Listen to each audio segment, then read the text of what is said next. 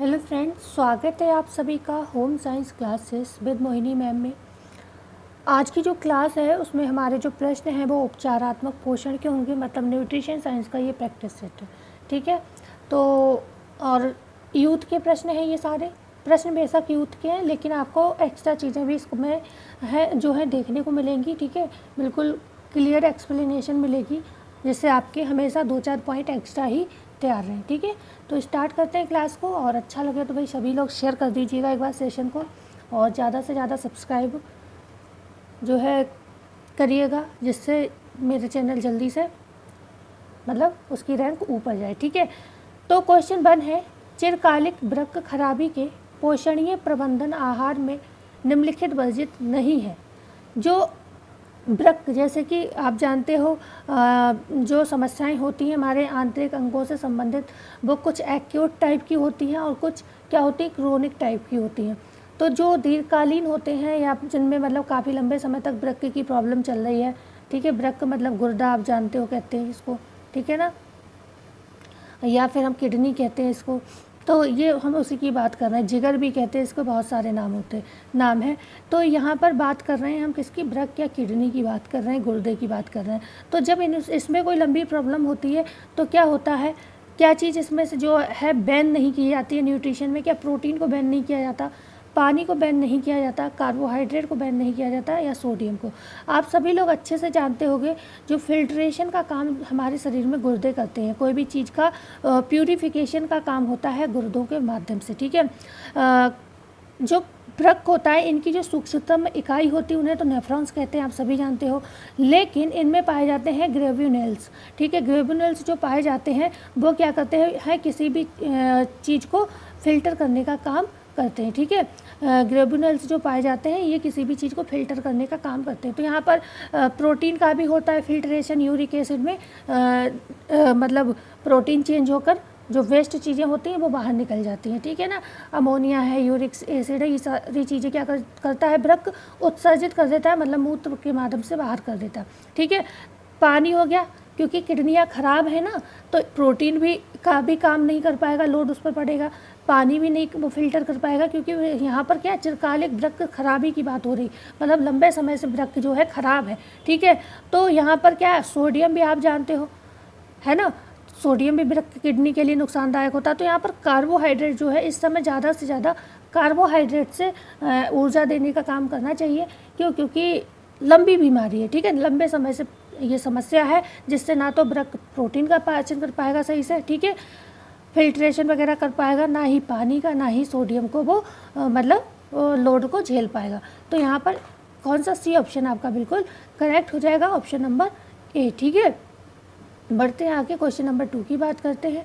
भोजन के साथ जुड़े कैंसर कारक पहचानिए। प्राकृतिक रूप से पाए जाने वाले कीटनाशी, या फिर बी है एस्परजिलस, ये सी है पॉलीसिस्टिक एरोमेटिक हाइड्रोकार्बन्स, ठीक है, डी है उपर्युक्त सभी।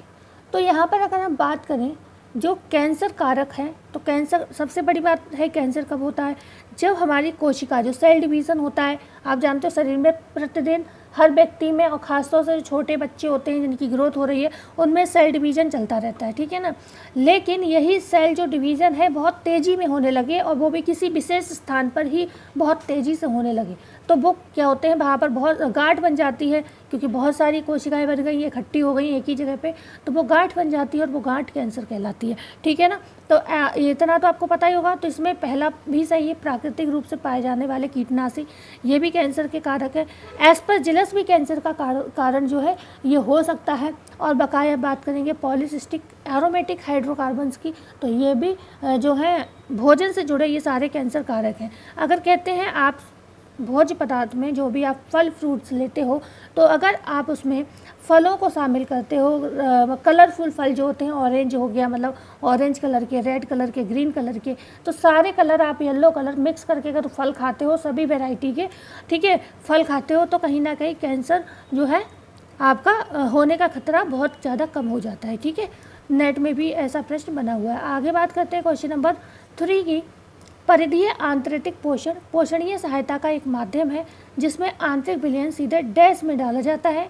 यह मुख में ध्यान से पढ़िएगा। बी है नाक में, सी है परिधीय सिरा में, डी है धमनियों में।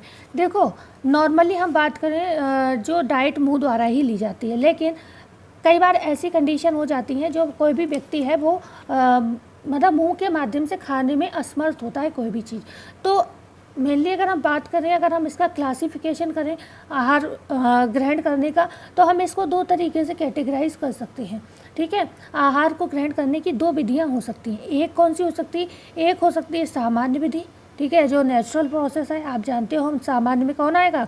मुंह द्वारा फूड लेना, ठीक है, मुंह द्वारा खाना। जब व्यक्ति स्वस्थ है, हाथ पैर सब चल रहे हैं, तो वो मुंह से ही भोजन खाएगा। ठीक है, उसके बाद दूसरा आ जाता है कौन सा? कृत्रिम विधि से। कृत्रिम विधि मतलब आप समझ सकते हो आर्टिफिशियल तरीके से। ठीक है, आर्टिफिशियल तरीके से क्या करना? किसी को न्यूट्रिशन देना। तो आर्टिफिशियल जो होते हैं ये दो तरीके के होते हैं, इन्हें अलग से ध्यान रखिएगा। ये दो तरीके के कौन से होते हैं? एक तो नली के माध्यम से, जो हम नाक में नली डालते हैं और उसके द्वारा पतली चीज़ें करके उसमें नली में डालते हैं और पहुंच जाता है उसके पेट में। ठीक है, दूसरा क्या होता है कि कंडीशन इतनी ख़राब है कि नली से भी हम नहीं दे सकते, बिल्कुल ही जो रोगी है बहुत बिल्कुल ही मतलब या तो कोमा में है या मतलब बहुत ही उसकी ख़राब कंडीशन है, तो हम क्या करते हैं? अंतःशिरीय परिधि पोषण का प्रयोग करते हैं, जिसमें परिधीय बात हुई ना, परिधीय सिरा का प्रयोग यहाँ पर किया जाता है। ठीक है, परिधीय सिरा का यहाँ पर प्रयोग किया जाता है। तो यहाँ पर सी ऑप्शन आपका बिल्कुल करेक्ट हो जाएगा, क्वेश्चन नंबर 3। बात करते हैं आगे क्वेश्चन नंबर 4 की। निम्नलिखित में से कौन से कथन क्रोमेटोग्राफी को परिभाषित करते हैं? ठीक है, ध्यान से पढ़िए इस क्वेश्चन को। निम्नलिखित में से कौन से कथन क्रोमेटोग्राफी को परिभाषित करते हैं? ठीक है ना, तो जलीय अपघटन के लिए प्रयुक्त तकनीक, बी है घटकों को जोड़ने के लिए प्रयुक्त तकनीक, सी है मिश्रणों को बांधने के लिए प्रयोगशाला तकनीक, और डी है मिश्रण को पृथक करने के लिए प्रयोगशाला तकनीक। जो ये क्रोमेटोग्राफी होती है 4 प्रकार की मानी जाती है। ठीक है ना, 4 प्रकार की मानी जाती है। हालांकि अगर मैं यूथ की बात करूं तो यूथ में इन्होंने ए ऑप्शन माना है, जलीय अपघटन के लिए प्रयुक्त तकनीक। ठीक है, लेकिन मैंने इस क्वेश्चन को गूगल किया था क्योंकि बुक में नहीं मिल रहा था, तो इसमें डी ऑप्शन मतलब वो लोग डी ही उसमें दिया है, कई जगह दिया है। इसका मतलब ये वाला आंसर जो है सही होगा। मिश्रण को पृथक करने के लिए ये प्रयोगशाला तकनीक होती है, जिसे हम क्रोमेटोग्राफी कहते हैं। एक बार आप लोग भी कहीं से इसको सर्च करके बताइएगा या देखिएगा। तो यहाँ पर डी ऑप्शन पर ही मैं तो उसी पर जाऊंगी, क्योंकि यूथ में कई प्रश्न ऐसे हैं, वैसे अच्छा है प्रैक्टिस उसका, सब कुछ बढ़िया है, आपको एक्स्ट्रा चीज़ें मिलेंगी, लेकिन होता है ना कि धोखे में आंसर गलत हो जाना, कि डी लगाना था ए टाइप कर दिया, जो भी समस्या हो सकती है। ठीक है ना, लेकिन यहाँ पर डी ऑप्शन जो है सही होगा, क्योंकि ये 4 तरीके की क्रोमेटोग्राफी होती है। एक गैस क्रोमेटोग्राफी होती है, ठीक है, गैस क्रोमेटोग्राफी होती है। दूसरी की बात करें उच्च प्रदर्शन क्रोमेटोग्राफी होती है, उच्च प्रदर्शन, ध्यान रखिएगा। तीसरी अगर हम बात करें तो पेपर क्रोमेटोग्राफी, पेपर के माध्यम से जो होती है। ठीक है, और तीसरी जो लास्ट जो होती है चौथे नंबर की, जिसको हम कहेंगे पतली लेयर मतलब क्रोमेटोग्राफी। तो ये 4 तरीके की होती है। कौन सी? गैस, उच्च, पेपर, पतली क्रोमेटोग्राफी। ठीक है, बढ़ते क्वेश्चन नंबर 5 की बात करते हैं। ग्लूटेन एलर्जी के मरीजों को इनमें से क्या नहीं देना चाहिए? ए है गेहूं का आटा, बी है चावल का आटा, सी है भुट्टे का आटा, डी है चावल का आटा। अच्छा, चावल का आटा जो है रिपीट हो गया, चने का आटा यहाँ पर कर लीजिए। ठीक है, चने का आटा, मतलब इनमें से क्या नहीं देना जिससे ग्लूटेन से प्रॉब्लम हो? तो आप जानते हैं ग्लूटेन क्या है? आटों से मतलब ग्लूटेन क्या है? गेहूं में पाया जाने वाला एक प्रोटीन है। ठीक है, और ये ग्लूटेन क्या करता है? आटे को लिसलिसापन जो होता है ना आटे में, वो प्रदान करता है। लेकिन हर किसी के आटों की कंडीशन ऐसी नहीं होती है जो इस गेहूं के लिसलिसापन को जो है मतलब पचा ले। मतलब क्यों? क्योंकि ये बहुत महीन, बहुत ही ज़्यादा सूक्ष्म पदार्थ होता है जो आटे में जो लिसलिसापन होता है। तो आंत क्या होते हैं? आंतों में ये चीज़ें चिपक जाती हैं और वो क्या कहीं ना कहीं दर्द पैदा करती हैं, समस्या पैदा करती हैं। ऐसे लोगों को ग्लूटेन वाले पदार्थों से एलर्जी हो जाती है, खासतौर से गेहूँ, क्योंकि गेहूँ में ग्लूटेन विशेष तौर पर पाया जाता है। ठीक है, अब ये चीज़ बताई किसने कि गेहूं का आटा जो है खाने से उसके लिसापन से जो है क्या होता है, सीलियक, इस रोग को सीलियक रोग कहते हैं। ठीक है, ग्लूटेन एलर्जी जिसे सीलियक रोग कहते हैं, सीलियक हो जाता है। ये चीज़ किसने बताई, अगर ये प्रश्न बने तो इसकी खोज करता है इस रोग के, तो ये हो जाएंगे ग्लाइडिन। ठीक है, ग्लाइडिन आपको पता है, ग्लाइडिन भी प्रोटीन होती है अंडे में, गेहूँ में एक तरीके की, इनका नाम भी ग्लियाडिन है।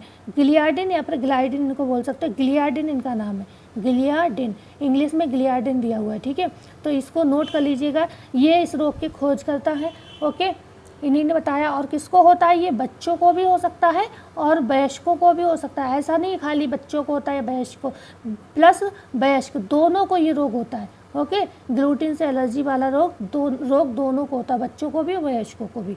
तो आई होप ये समझ में आ गया होगा आपको। क्वेश्चन नंबर 6 की बात करते हैं।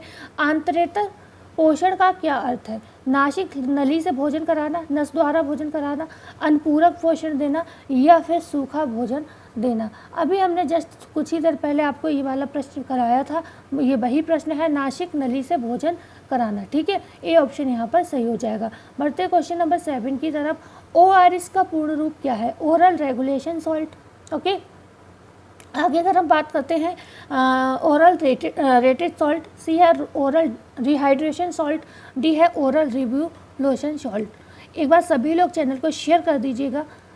ठीक है, जो भी नए लोग आए हैं वो चैनल को सब्सक्राइब कर दें और शेयर ज़रूर कर दें, क्योंकि प्रतिदिन आपको सभी सब्जेक्ट की होम साइंस की प्रैक्टिस यहाँ पर मिलती है। तो यहाँ पर बात करेंगे जो ORS होता है, आप जानते हो जब भी इंसान को कमजोरी महसूस होती है, चक्कर आते हैं या उल्टी होती हैं, खासतौर से दस्त होते हैं, उल्टी दस्त, तो हम उनको ORS देते हैं पानी की पूर्ति के लिए। तो जिसको हम कहते हैं ORS का मतलब होता है ओरल रिहाइड्रेशन सॉल्ट। क्यों देते हैं, किसी को डिहाइड्रेशन ना हो, जल की कमी ना हो, निर्जलीकरण ना हो शरीर में, इसलिए हम ओरल डिहाइड्रेशन सॉल्ट देते हैं। जिसमें क्या क्या चीज़ें होती हैं, अगर हम बात करें इसके संरचना किससे निर्मित होती है, देखो एक तो ये मिश्रण होता है, मौखिक मिश्रण होता है, क्योंकि मुंह के माध्यम से हम लोग इसको लेते हैं। ठीक है, तो जो ORS होता है इसमें एक तो सोडियम क्लोराइड होता है, सोडियम क्लोराइड होता है। मात्रा पूछी जाती है इसको बनाने का क्या है, तो 3 ग्राम क्या है, सोडियम क्लोराइड होना चाहिए। ओके, आगे हम बात करें सोडियम बाइकार्बोनेट की। इसमें सोडियम बाइकार्बोनेट कितना होता है, बाइकार्बोनेट की अगर बात करें तो सोडियम बाइकार्बोनेट की मात्रा होती है 2.5 ग्राम।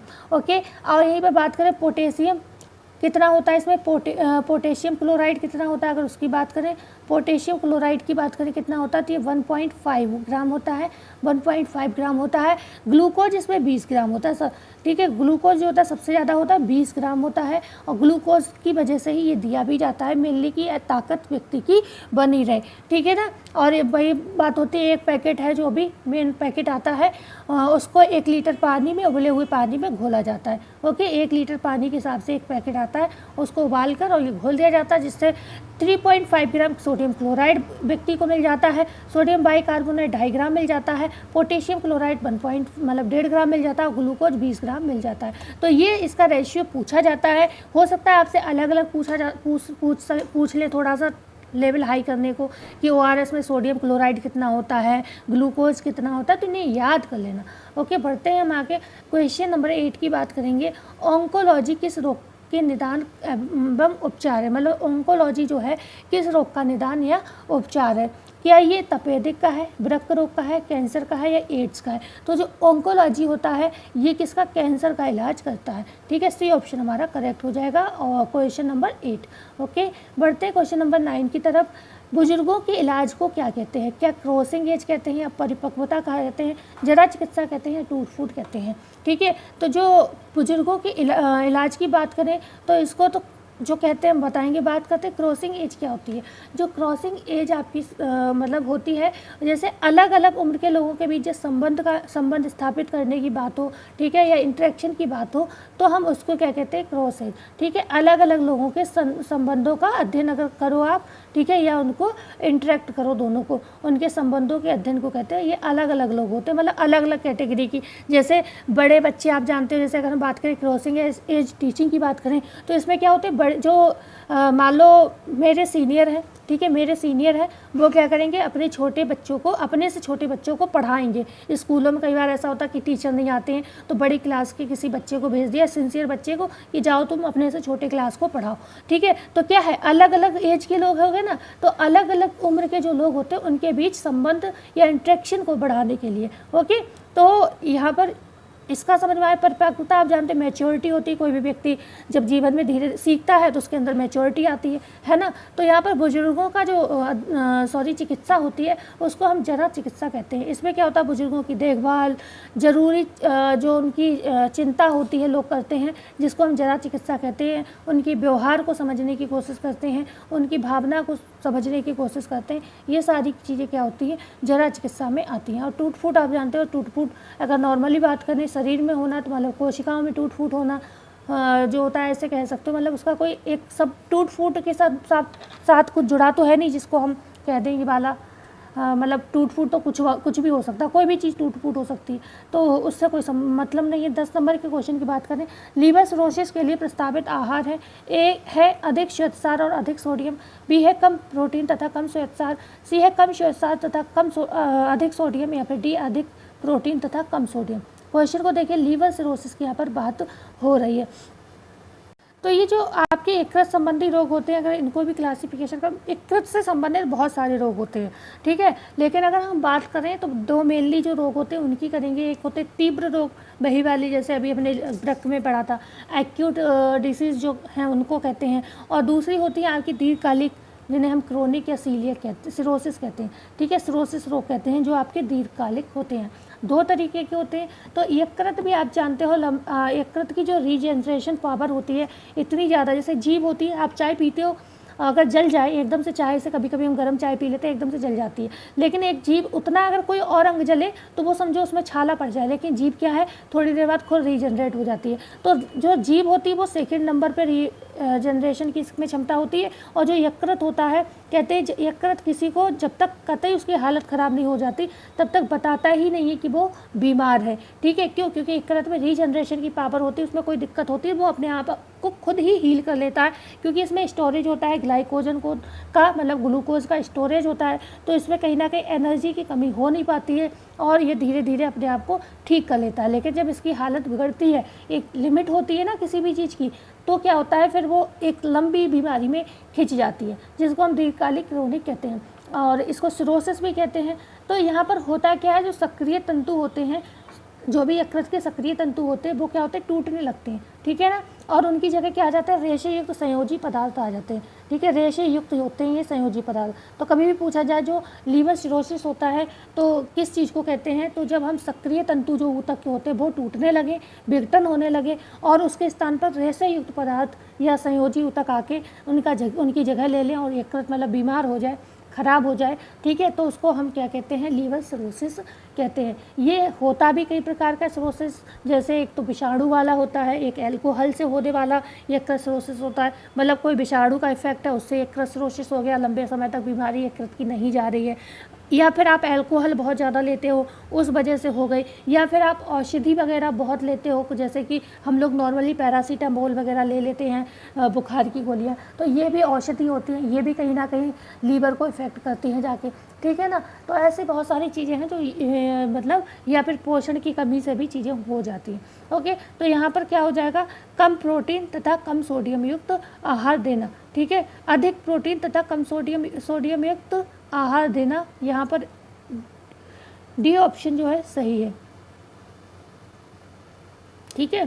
किडनी में, क्योंकि लीवर संबंधी रोग वृक्क संबंधी रोगों में प्रोटीन, जल एंड सोडियम और ये सारी चीज़ें कम दी जाती, लेकिन लीवर में जैसे खासतौर से अगर किसी को पीलिया है, ठीक है, ऐसा कोई रोग है तब तो प्रोटीन कम दिया जाता है, लेकिन नॉर्मल जो सिरोसिस वाला है उसमें प्रोटीन ज़्यादा दिया जाता है और सोडियम कम दिया जाता है, ठीक है। सबसे ज़्यादा सोडियम की दिक्कत होती है, ओके। बात करते हैं क्वेश्चन नंबर 11, अल्जाइमर रोग के लक्षण है आत्मविस्मरण, चिंता और क्रोध, स्मृति लोप, या डी है उपयुक्त तो सभी। तो यहाँ पर ये डी ऑप्शन सही होगा, अल्जाइमर रोग के ये सभी लक्षण हो जाते हैं। बात करते हैं क्वेश्चन नंबर 12 की, अधिक प्रोटीन युक्त भोजन इस बीमारी में दिया जाता है, ए है यक्ष्मा में, बी है मधुमेह में, सी है पीलिया में, डी है ऑस्टियोपोरोसिस में। तो अधिक प्रोटीन युक्त अगर बात करें अभी इसमें, इसको ए ऑप्शन सही होगा, ठीक है, ए ऑप्शन सही होगा यक्ष्मा, ठीक है। अधिक प्रोटीन युक्त भोजन जो किस बीमारी में दिया जाता है अगर ये पूछा जाए तो ए ऑप्शन सही होगा यक्ष्मा, जो आपका होता है क्या, यक्ष्मा किसे कहते हैं, कमेंट करके बताइएगा, तपेदिक को, ठीक है, तपेदिक जो होता है उसी को कहते हैं यक्ष्मा। क्वेश्चन है 13, इंट्रा यूटेराइन ग्रोथ रिट्राइडेशन IUGR के द्वारा जो वृद्धि आयाम जो सबसे अधिक प्रभावित होता है, ठीक है, वो क्या है, ऊंचाई तथा लंबाई है, बी है वजन है, सी है गत्यात्मक कौशल है, डी है मानसिक कौशल है। तो यहाँ पर सबसे ज़्यादा प्रभावित होता है जब भी हम IUGR की बात करेंगे, इंट्रा यूटेराइन ग्रोथ रिट्राइडेशन की बात करेंगे, तो ये हो जाता है क्या, वजन, ठीक है। सबसे ज़्यादा कोई भी लंबे समय की बीमारी होती है तो उसमें व्यक्ति का वजन जो है, देखो लंबाई तो जो ले चुका है वो पहले से ही है, लंबाई ऊंचाई व्यक्ति की वो तो नहीं कहीं चली जाएगी, ठीक है ना। बकाया क्या होता है उसमें, वजन की जो है कम होता है, ठीक है। तो बढ़ते हैं आगे, क्वेश्चन नंबर 14 की बात करते हैं। चुनिंदित तत्वों का एक भोज्य पदार्थ जिसमें वह तत्व उपलब्ध नहीं है में प्रयोग करना, मतलब कोई ऐसे चुनिंदित तत्व हैं, ठीक है, मान लो किसी भोज्य पदार्थ में है ही नहीं, उपलब्धि नहीं है, तो उनका प्रयोग किया जाता है। फोर्टिफिकेशन का, एनरिचमेंट का, रेस्टोरेशन का, या डी है सप्लीमेंटेशन का, ठीक है। तो यहाँ पर अगर हम फोर्टिफिकेशन की बात करते हैं तो जानबूझकर यहाँ पर एक या अधिक कोई भी सूक्ष्म पोषक तत्व को मिलाया जाता है। जैसे कि किसी भोज्य पदार्थ में क्या है, आयरन नहीं है, ठीक है, या फिर आयोडीन, आप जानते हो नमक में आयोडीन नहीं होता है, तो फिर नमक में आयोडीन युक्त नमक हम लेते हैं तो उसमें नमक, जो नमक है उसमें आयोडीन ऊपर से मिलाया जाता है, क्यों, क्योंकि उसमें था नहीं, ठीक है ना। जिंक हो गया, किसी भोज्य पदार्थ जैसे आटा आता है, मोल की ये जो आटे के कट्टे वगैरह हम लोग लेते हैं तो उनमें बहुत सी चीज़ें ऊपर से मिलाई जाती हैं, ठीक है, जैसे आयरन वाली चीज़ मिला दी, आयोडीन वाली चीज़ मिला दी, जिंक मिला दिया या प्रोटीन मिला दिया, ऊपर से चीज़ों को मिलाने की, या विटामिन, प्रोटीन नहीं, खासतौर से सूक्ष्म में कौन से आते हैं, खनिज और विटामिन आते हैं, तो खासतौर से ऐसी चीज़ें मिलाई जाती हैं, ठीक है, जिससे कोई बीमारी या समस्या होने का विशेष खतरा रहता है। जैसे घेंगा हो जाता है आयोडीन की कमी से, तो आयोडीन मेनली मिलाया जाता है, ठीक है ना। आयरन मिलाया जाता है स्पेशली, क्योंकि खून की कमी ज़्यादातर लोगों में देखा जाता है।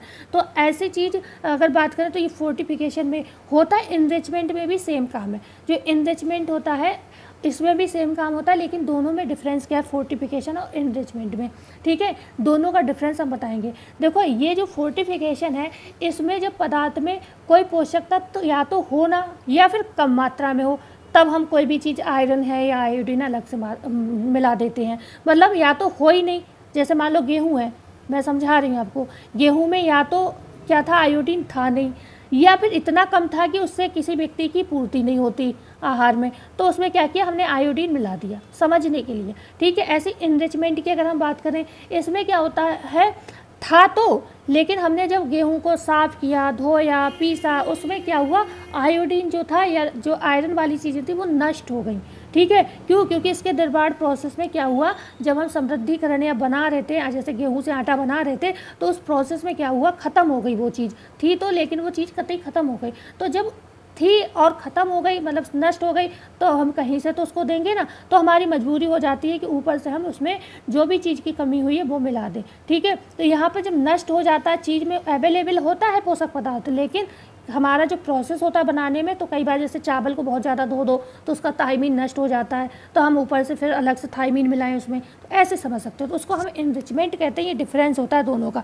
मिलाया दोनों में जाता है, लेकिन इसमें नष्ट होने पर मिलाया जाता है, और इसमें क्या होता है कि मतलब होता है पर कम मात्रा में हो सकता है, इस वजह से मिलाते हैं, ठीक है। तो यहाँ पर आंसर जो माना है वो क्या माना गया है, बी ऑप्शन सही होगा, ठीक है। बी ऑप्शन को यहाँ पर आंसर किया गया है इनरिचमेंट को। क्वेश्चन है 15, फलों और सब्जियों में सर्वाधिक विटामिन सी समृद्ध मिश्रण कौन सा है, सेब और बैगन में, नींबू और फूलगोभी में, गोभी तथा संतरा में, या पपीता और आलू में। तो यहाँ पर अगर सबसे ज़्यादा पाया जाएगा तो गोभी और संतरा में विटामिन सी पाया जाएगा। बढ़ते आगे, क्वेश्चन नंबर 16, निम्नलिखित में से गलत समूह की पहचान करें। सीलियक रोग या ग्लूटेन से होता है, उच्च रक्तचाप सोडियम की कमी से होता है, मतलब उच्च रक्तदाब का कारण सोडियम है, या एथेरोस्क्लेरोसिस सैचुरेटेड वसा से होता है, या वृक्क फेल होना, मतलब वृक्क फेल होने में प्रोटीन वर्जित होती है। तो यहाँ पर आपको क्या पहचानना था, गलत पहचानना, कोई भी गलत नहीं, सभी सही है भाई। सीलियक रोग में क्या होता है, ग्लूटेन वर्जित होता है, उच्च रक्तचाप में सोडियम वर्जित होता है, एथेरोस्क्लेरोसिस क्या है, हार्ट संबंधी समस्या है, तो इसमें आप बसा फैट पर कंट्रोल करोगे, ठीक है, नहीं तो ब्लॉकेज हो जाएंगी नसें आपकी, ठीक है। बात करेंगे वृक्क फेल होता है तो हम क्या प्रोटीन वर्जित करते हैं। तो यहाँ पर वर्जित पदार्थ पूछने था कि इन रोगों में कौन सी चीज़ वर्जित होती, तो ये सभी सही है, डी ऑप्शन सही हो जाएगा। बढ़ते हैं आगे, क्वेश्चन नंबर ई ऑप्शन, मतलब आपके यहाँ पर 4 ऑप्शन दिए, 5 ऑप्शन दिए हैं, ई सही है। बात करते हैं क्वेश्चन नंबर 17 की। पोषण स्तर के निर्धारण के लिए मानव नीति तरीके हैं MUAC, best hip ratio, body mass index, D है उपर्युक्त सभी। तो यहाँ पर पोषण स्तर का जब भी निर्धारण होता है तो इन सभी विधियों का प्रयोग किया जाता है। बढ़ते हैं आगे, क्वेश्चन नंबर 18 की बात करते हैं। हाथ पैर का सुन्न होना क्या कहलाता है? पैरास्थीमिया कहलाता है, एस्फिक्सिया कहलाता है, एन्यूरिया कहलाता है, बैरिसिस कहलाता है। तो यहाँ पर ए ऑप्शन सही होगा। जब हाथ पैर सुन्न होने की बात होती है तो क्या होता है? पैरास्थीसिया इसको कहा जाता है। अगर एस्फिक्सिया की बात करें कि एस्फिक्सिया क्या होता है, तो एस्फिक्सिया जो होता है ऑक्सीजन की कमी को कहते हैं। क्या है? O2 की कमी को कहते हैं, ऑक्सीजन की कमी को कहते हैं। ठीक है, यहाँ पर अगर बात करें एन्यूरिया का क्या है, तो जब किसी व्यक्ति को यूरिन आना बिल्कुल बंद हो जाए, मतलब बिल्कुल ही बंद हो जाए, तो क्या कहते हैं? जैसे ब्रक फेल होते हैं, किडनी फेल होती है, तो यूरिन सबसे पहले आनी बंद होती है, तो उसको हम कहेंगे एन्यूरिया। ठीक है, एन्यूरिया कहेंगे। और यहाँ पर बात करेंगे बैरिसिस क्या होती है, तो जब रक्त शिराएँ बढ़ जाएँ किसी वजह से, रक्त शिराएँ किसी भी वजह से बढ़ जाएँ तो हम उसको क्या कहते हैं? बैरिसिस कहते हैं। बढ़ते हैं आगे, क्वेश्चन नंबर 19। BCAA से भरपूर आहार निम्न में से किस स्थिति में दिया जाता है? गुर्दे का चिरकालिक रोग, हेपेटिक एंसोपेलोपैथी, या फिर सी है कोरहन्स रोग, या डी है डायबिटिकुलर रोग। तो BCAA से भरपूर आहार की बात हो रही है, हम किसको ये देते हैं?